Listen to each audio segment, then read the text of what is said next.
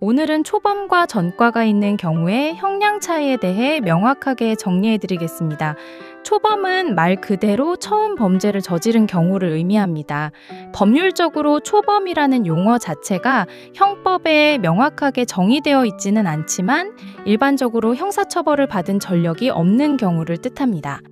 여기서 중요한 점은 벌금형 이상의 형을 선고받으면 범죄 경력 자료에 기록이 남는다는 것입니다. 구류나 과료는 전과에 해당하지 않지만 벌금형부터는 전과로 기록됩니다.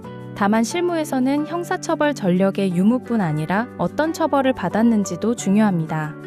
예를 들어 선고유예는 형법 제59조에서 자격정지 이상의 형을 받은 전과가 있는 사람에게는 할 수 없도록 규정하고 있습니다. 따라서 과거에 금고형이나 징역형의 집행유예를 받았다면 비록 유예기간을 무사히 지나 형의 효력이 실효되었다 하더라도 선고유예는 받을 수 없습니다.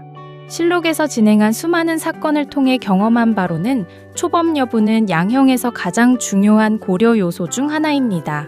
같은 범죄라도 초범인 경우 집행유예나 선고유예를 받을 가능성이 높아지고 실형을 선고받더라도 형량이 상대적으로 낮게 책정됩니다. 하지만 초범이라고 해서 무조건 가벼운 처벌을 받는 것은 아닙니다. 범죄의 중대성, 피해 규모, 반성 여부 등이 종합적으로 고려되기 때문입니다. 특히 강력범죄나 성범죄의 경우 초범이라도 실형을 선고받을 수 있습니다. 또한 계획적이고 조직적인 범죄의 경우에도 초범이라는 점이 큰 의미를 갖지 못할 수 있습니다. 단기간에 여러 건의 범죄를 저질러 비록 처음 재판을 받는 것이라도 상습성이 인정되는 경우가 이에 해당합니다. 전과가 있더라도 오랜 시간이 지났거나 이번 범죄가 우발적이고 경미한 경우, 피해 회복과 반성이 충분한 경우에는 관대한 처분을 받을 가능성이 있습니다. 따라서 초범 여부만으로 결과를 예단하기보다는 사건 전체를 종합적으로 판단하는 것이 중요합니다.